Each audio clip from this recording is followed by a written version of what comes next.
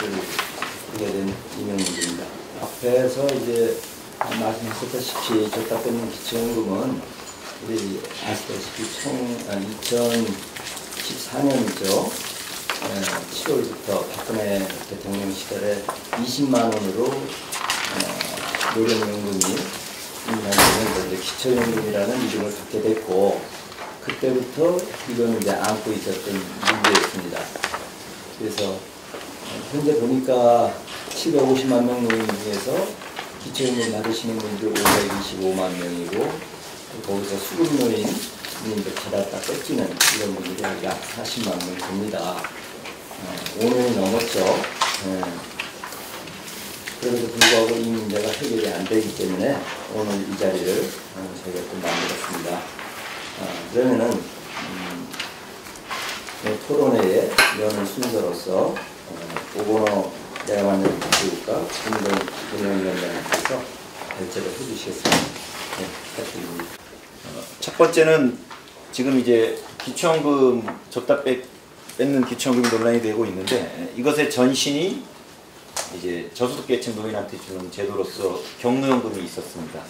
그러니까 2008년에 기초노령연금이 도입되기 전에 경로연금이 있었고, 당시 기초생활수급 노인들은 약 5만 원의 경로연금을 받고 있었습니다. 생계급여와 별도로. 그리고 당시에는 또 교통수당이라고 해서 지자체별로 조금 금액은 다릅니다만 약 2만 원 정도 받고 있었습니다. 그래서 현금수당으로 기초생활수급 노인들은 당시 생계급여와 그리고 경로연금 5만 원, 그리고 교통수당 2만 원 정도를 받고 있었는데, 2008년도에 기초노령연금이 들어오면서 노인한테 지급되는 현금수당들을 통합하겠다고 해서 경로연금을 폐지하고 교통수당도 점진적으로 폐지해 나갑니다. 그래서 기초노령연금으로 통합되는데, 일반 노인인 경우에는 교통수당이 폐지돼도 기초노령 금액이 당시 84,000원이 더 크기 때문에 큰 문제가 되지는 않는데, 수급노인은 84,000원 받으면서 5만원과 교통수당 2만원 합해서 7만원 정도가 사라졌어요. 그러니까 그래도 한 만원 정도는 이득이었습니다. 2008년 그 시점에서는. 근데 그 이후부터 이명박 정부 때 매년 만원씩 전체 기초노령연금에서 만원씩 계속 소득인정에서 삭감시켜서 2013년에는 완전히 삭감시킵니다. 그럼 어떤 일이 벌어지냐면 2013년 시점에 되면 생계급여 수급노인에게는 생계급여 외에는 다른 현금수당은 없습니다. 이 말씀을 드리는 이유는 뭐냐면, 기초연금 혹은 이제 그 전에 기초노령연금이 도입되면서 생계급여 노인들은 저희가 전체 가처분 소득이 그대로다, 다른 노인들은 늘어나는데 수급노인들은 그대로다 이렇게 얘기하는데, 사실은 그 전사까지 따지면요, 기초노령연금이 들어오면서 기존에 별도로 받는 경로수당까지 없애버렸기 때문에 마이너스입니다. 그래서 수급노인은 가만히 있고 그 위에 차상 이상의 노인들이 10만원, 20만원, 30만원씩 기초연금이 더 추가로 소득이 생기니까 그 정도의 격차가 생기는 게 아니라 오히려 수급노인들은 한 7만원 정도 아래로 툭 떨어진 거죠. 그래서 이 팩트를 좀 제가 확인하기 위해서 기초연금 때문에 줬다 뺏는 것뿐만 아니라 기존의 경로연금도 날아갔다는 거고요. 두 번째는 여기 제목에 있는 것처럼 줬다 뺏는 기초연금을 해결하자는 거고, 그 해결해야 되는 이유에 대해서는 우리 모두가 다 알고 있기 때문에 길게 말씀드리지는 않겠습니다. 이게 70% 노인에게 모두 지급되는, 국가가 지급되는 현금 복지인데, 가장 가난한 노인들에게는 들어왔다가 나가버리고 그 위에 있는 노인들한테는 지급이 되다 보니까 기초연금이 도입되면 그만큼, 또 인상되면 인상되는 만큼 격차가 계속 생기고, 또 사실 그 격차에 박탈을 당하시는 분이 우리 사회의 가장 가난한 어르신들이라는 측면에서는 역진적 성격을 갖고 있습니다. 그래서 이 기초연금으로 인한 역진적 격차가 무척 심각하고, 그리고 더 악화되고 있습니다. 우리 사회가 지금 이 역진적 격차 문제, 형평성의 문제를 계속 보고 있는데, 그리고 계속 악화되고 있는데, 그리고 이게 알려진 게 5년이 돼서 일반 시민들이나 언론들도 다 알고 있고 국회도 알고 있고 학자들도 알고 있는데도 불구하고 5년 동안 단 한 발짝도 가지 못하고 계속 방치되는 거 보면서 저는 우리 사회에 대해서 굉장히 좌절합니다. 물론 뒤에 나오겠습니다. 논점이 있죠. 근데 이거를 5년 동안 계속 방치할 수 있는가? 우리 사회 가장 가난한 어르신들한테 해당되는 문제임에도 불구하고. 그래서 일단 이 역질적인 격차의 문제를 어떻게 해결할 것인가 문제입니다. 그 제도에 관철되는 기본 원리가 있습니다만은 또 그 제도가 포괄되는 계층의 특수성에 따라 예외들이 존재하거든요. 그래서 현재도 이미 보충성 원리가 제기되는 국민기초생활보장제도에도 그런 예외 조항들은 많이 있습니다. 자료집에는 24쪽입니다. 그래서 장애인한테 지급되는 비용들을 모두 다 소득 인정에 의해서 별도로 제외되고요. 또 보육 관련된 거 다 제외되고요. 희귀 질환 관련된 거 다 제외되고요. 그리고 국가유공, 참전, 독립유공 다 별도로 제기되고요. 그 다음에 근로소득도 일부 이제 뭐 사회적 약자라고 인정해서 대학생들이라든지 노인들의 소득은 또 30% 혹은 50% 정도를 소득 인정에서 빼주고 있습니다. 요번 달 그 국민기초생활보장제도 20주년을 맞아가지고 복지부에서 발표한 계획에 따르면 내년부터는 24세부터 60세까지 일반 성인들의 근로소득도 30%는 빼주겠다는 겁니다. 이런 식으로 해서 이 보충성 원리가 가장 최빈곤 계층한테 적용되는 제도이다 보니까 가능하면 이분들의 여러 가지 이유로 그 소득이 보존되자는 또 취지가 반영돼서 다양한 예외 조항이 등장하거든요. 그러면 저희가 보충성 원리의 기본 원칙을 존중하면서도 다양한 예외가 있듯이 이 줬다 빼는 기초연금에 대해서는 그 예외 조항이 적용될 수 없느냐라는 건데 적용하지 않거든요. 보충성 원리를 복지부는. 그리고 학계에서 일부에서도 이걸 적용하지 않는데 저는 무척 매정하다고 생각합니다. 왜냐하면 보충성 원리가 있더라도 여기 굉장히 큰 제도에서 형평성 문제가 발생하고 있거든요. 이런 역징적 격차의 문제는 도대체 어떻게 할 것인가. 하여튼 지난주에도 이거 갖고 사회복지 학자들하고 토론한 적이 있는데 좀 진짜 또 좌절했어요. 안 된다고. 왜 그러냐. 그럼 이 역진적 격차 문제는 어떻게 해요? 그랬더니 그건 감수하셔야지.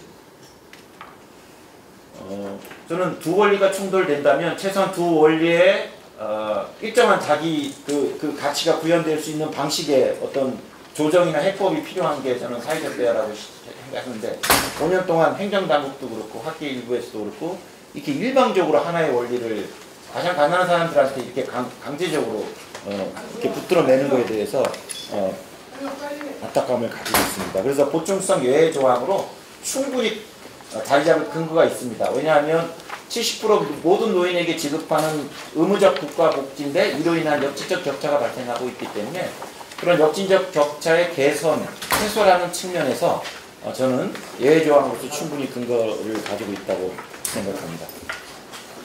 그리고 이제 이 복지부가 이 주제에 대해서 반론이 있는데 저는 복지부가 얘기하는 반론에 대해서도 사실 큰 의문을 가지고 있습니다. 네 번째인데요. 복지부가 얘기하는 두 가지 반론에 대한 재반론입니다.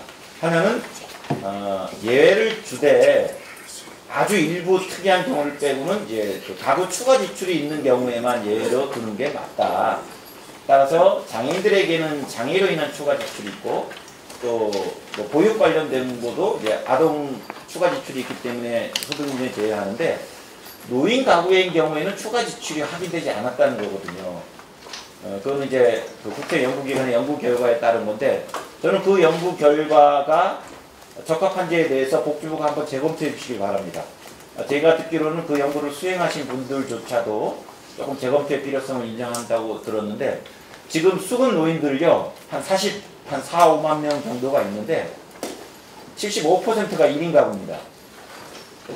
그리고 2인 가구가 한 21% 됩니다. 그래서 지금 현재 수급노인 44만 명 중에 1, 2인 가구가 96%예요. 1인 가구는 75%고요. 즉 뭐냐면 지금 기준세가 수급노인은 사실상 1인 노인 가구라는 대상의 특성을 두고 조사를 하셔야 됩니다. 근데 지금 국제연구기관에서 하고 있는 지금은 안 하는데 옛날에 이제 최저세계비 기준에서 가구 모형을 짤 때 4인 가구를 표준으로 짜고 나서 3인, 2인, 1인으로 쭉 내리거든요. 아무래도 이제 이게 규모의 경제이다 보니까 다인 가구일수록 전체적인 지출이 1인 가구 지출은 줄어들지 않습니까? 그럼 1인 가구의 단독일 때는 그거에 따른 추가 지출이 인정돼야 되는데 사실 수급 가구들이 1인 가구들이 많아요. 저는 그러다 보니까 4인 표준 가구에서 1인 가구를 추출할 때 예산상에 저는 논리가 작용했다고 봐져요. 그래서 실제 1인 가구의 실제 지출과 다르게 굉장히 과소 1인 가구가 추계됐다는 거고요. 두 번째는 특히 이제 요 문제에 관련돼서는 일반 가구와 노인 가구 지출에 차이가 없다는 거거든요. 큰 차이가. 근데 이것도 저는 좀 어이가 없는데 저희 발제문에 보면 26쪽입니다. 일반 가구와 노인 가구의 지출 차이가 나는지 안 나는지를 어떻게 따져보냐면 이렇게 조사를 해요. 중간에 있습니다. 일단 노인이 없는 4인 가구를 표준으로 계산을 해요. 그러면 부 42세, 모 39세, 자녀 12세, 10세 즉 부부와 자녀 2인이 있는 4인 가구를 놓고 여기서 아이 하나에다가 노인을 집어넣고 노인 가구 지출증을 보는 거예요. 그러니까 일반적인 피부양자로 노인이 있는 4인 가구를 두는 겁니다. 이거하고 1인 단독 가구에서의 노인 가구에서의 지출 특성은 저는 아주 현격히 다를 거라고 봐요. 저는 그래서 저는 이 아까 역진적 격차라는 것만으로도 충분히 보충성의 그 예외 조항의 근거로서 정당한 충분한 근거가 있다고 생각합니다만은 지금 수급 노인의 가구 특성이 75%가 1인 단독 가구라면 그 노인의 1인 단독 가구의 특성에 맞는 가계 지출을 조사해 주시기 바랍니다. 지금 이게 1인 가구가 지금 올해 51만 원인데요. 과연 이게 단독 노인 가구가 해서 52만 원으로 살 수 있는 건지. 그래서 지금 그 노인 가구 지출이 특별히 더 들지 않는다에 대한 의문이고요. 두 번째는 소득 역전입니다. 이거 발제문에 있고 좀 많이 나온 문인데 사실 이제 지금 그 문재인 정부 들어와서 이 기초생활 보장 제도에 있어서는 비수급 빈곤층에 집중하고 계세요. 부양과 개선을 통한 저는 그건 타당하다고 봅니다. 근데 문제는 이제 그 비수급 빈곤층을 이야기하면서 그게 또 줬다 뺏는 기초연금 해결을 막는 이유로 작동하고 있는 거예요. 예를 들면 비수급 빈곤층은 현금 소득에 있어서는 수급 빈곤층보다 적을 수 있거든요. 그러다 보니까 기초연금을 수급자에게도 주게 되면 이 소득 역전 문제가 발생한다 그러는데 다시는 내용이라 짧게 얘기했습니다. 이거 사실 좀 궤변입니다. 지금의 소득 역전은 기초연금하고 아무 관계 없는 거거든요. 재산의 소득 환산이라든지 부양 의무자에서 가공의 소득을 잡아버리니까 발생한 문제. 그러니까 실제 현금 소득에서는 비수급 빈곤층이 수급 빈곤층보다 적은 문제가 발생하죠. 그거는 지금 엉뚱하게 국민기초생활보장제도가 설계되는 거에 따라 발생한 문제인데 마치 그러니까 기초연금을 주면 소득 역전이 생긴 것처럼 이야기하는 건 저는 적절치 않다고 보고 왜 생깁니까? 똑같이 30만원 드리는데 그대로 30만원씩 늘어가는데 왜 소득 역전 문제가 발생합니까? 저는 이게 왜냐하면 이게 좀 복잡하다 보니까 제가 국회에 있는 의원님들이나 기자한테 얘기할 때 많이 이 얘기를 해요. 복지부 얘기에 의하면 수급 노인들에게 기초연금 줘버리면 인정해버리면 소득 역전 문제가 발생한다 이렇게 얘기되는데 저는 복지부에서 더 이상 이런 논리는 배포하지 않았으면 좋겠어요. 전혀 이건 팩트와 다른 거이지 않습니까? 기초연금과 무관하게 발생하는 문제고 기초연금 지급하면 두 대상이 똑같이 기초연금만큼 일어나는데 여기서 왜 역전의 이슈가 생깁니까? 다섯 번째는 지금 현 정부가 문재인 정부이다 보니까 또 이 문재인 정부의 이중성에 배탄합니다. 야당 시절에는 그렇게 박근혜 정부를 비판했거든요. 어떻게 줬다 뺏는 기초연금을 할 수 있냐고. 이렇게 보충성 원리를 형식적으로 적용해가지고 이 수급 빈곤층한테 이런 처사가 어디 있냐라고 비판했다가 대통령 선거 때 승리가 예감되다 보니까 사실 이런 기초생활 수급 노인 혹은 그 계층들의 표는 그지 안중에 없었던 모양입니다. 그래서 대선 공약을 전환점으로 해서 이게 빠지게 되고 지금까지 쭉 이어옵니다. 그러면서 그런 야당 시절에 하고 또 집권 이후에서의 그 이중성에 대해서 개탄하고요. 또 하나는 그러다 보니까 조금 명분을 세우느라고 내세우는 논리가 지금 이제 박능호 장관 이제 요 체제에서 계속 강조하는 게 비수급 빈곤층의 우선인데, 비수급 빈곤층 문제 절박합니다. 해결하셔야죠. 근데 어떻게 비수급 빈곤층하고 지금 수급비도 제대로 오르지 않는데 이 수급 빈곤층하고 둘을 놓고 정책의 우선순위를 논의한다는 게 저는 넌센스라고 생각이 들어요. 진짜 예산이 있다면 이게 혹은 어떤 이제 우리가 보편복지나 선별복지처럼 이 상위계층과 혹은 취약계층이 있다면 어디에 우선순위를 둘까, 이런 것들은 우리가 합리적인 논점이 될 수 있겠지만, 비수급 빈곤층이 지금 정책의 우선순위냐, 줬다 뺏는 기초연금이 우선순위냐 라는 논의 구도를 허용국가를 주창하는 정부에서 복지부에서 얘기하는 건 저는 좀 말이 안 된다고 생각합니다. 그래서 마지막으로 대안인데요. 당연히 대안은 소득인정액에서 제외해달라는 겁니다. 그런데 여기에서 또 다른 반론이 나와요. 일단 그러면 소득인정액의 예외조항으로 들어가야 되는데 제도가 너무 복잡해진다. 전공법으로 가자. 특히 이제 학계에서 이런 이야기를 학술 토론에서 제가 많이 들었는데, 그게 뭐냐면 정경법으로 가자는 건 노인 가구의 생계비를 올리면 되는 거 아니냐라는 거예요. 그래서 예를 들면 노인 가구 지출을 조금 이제 다시 재산정해가지고 기초연금만큼 노인 가구 지출이 늘어나면 지금 줬다 뺏는 기초연금의 문제가 사실상 발생하지 않거든요. 저는 그 대안 괜찮다고 봅니다. 근데 제가 학계에서 이 얘기를 2014년부터 들었거든요. 그게 전공법이라고 생각하시면 그 작업을 들어가야 되는데 작업하진 않아요. 제가 알기로는 지금 현 정부의 여러 정책 자문을 하는 학자분들도 그러면 빨리 그런 작업을 해야 되겠다고 해서, 왜냐하면 이게 매달 발생하는 문제이기 때문에, 그러면 노인 가구의 생계 수준을 다시 산정하고 해야 되는데 시작하지도 않으면서 추진하지도 않으면서 말로는 전공법으로 생계급여를 상향하는 게 맞다는 겁니다. 저는 여기에 대해서도 사실 조금 이중성을 느낍니다. 그리고 그 일이 쉽지 않다는 건 저는 알고 있어요. 그러니까 당연히 전체 다른 가구하고의 형평성 문제라든지 전체적으로 지금 기초생활보장제도를 새롭게 재구조해야 되는 문제이기 때문에 그 작업을 추진하십시오. 그런데 그 작업은 시간이 요구되는 거잖아요. 근데 줬다 뺏는 기초연금은 매달 발생하는 문제고 역심적 격차가 매달 발생하는 문제라면 일에 선우가 있는 거 아닙니까? 현재 지금 발생하고 있는 문제는 선 해결하고, 따라서 일단 소득 인정을 제외해서 줬다 뺏는 기초연금 문제가 발생하지 않고 전체 제도의 정합성을 위해서 생계급여 제도를 다시 재구조하는 문제하고 특성에 따라 그 작업을 같이 추진하는 게 이게 상식적인 수준이지, 시간이 꽤 오래된 일이, 꽤 오래된 과제가 전공법이야, 그렇게 해야 된다고 하면서 사실 그 작업하지 않으면서 지금 눈앞에 벌어지고 있는 일들을 방치하거든요. 저는 이것 좀 곤란하다고 봅니다. 또 하나의 반론은 다른 나라도 다 그런다는 거예요.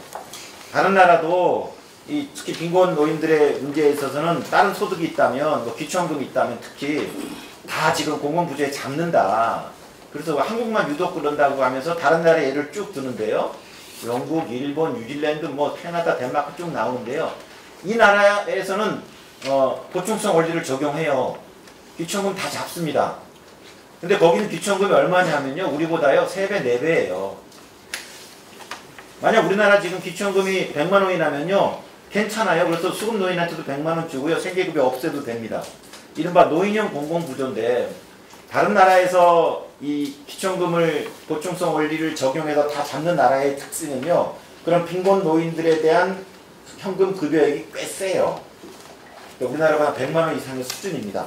그러니까 따로 무슨 어떤 현금 급여가 있을 때 별도로 주고 이렇게 하지 않거든요. 그냥 다 통합해가지고 하나로 주고입니다. 일종의 노인 범주형 공공부조라고 볼 수 있는데, 그런 급여 수준이 꽤 높은 나라들의 예를 들으면서 그 나라들은 보충성 원리를 적용하거든요. 근데 우리나라는 25만 원, 30만 원 하면서 또 보충성 원리를 적용한다는 건 현실에 맞지 않는 예라고 생각합니다.